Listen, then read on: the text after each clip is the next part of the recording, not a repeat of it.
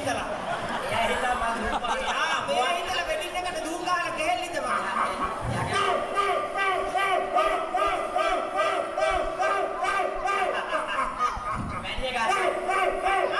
වැඩි එක අසල්ලේ බල ඉස්මලක්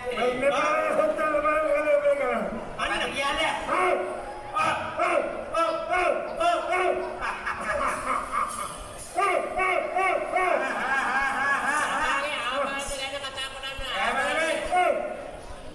අපිට දැනගන්න ඕන තමන් කවුද?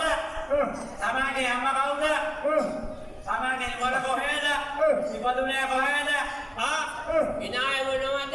මොනවද ගෙනාවේ? ගුරුනාන්සේ මේ මොනවා හරි අතන් ආවා. වාද්‍යක මොනවා හරි අරගෙන ආව අපිනේ ගෙනාවේ.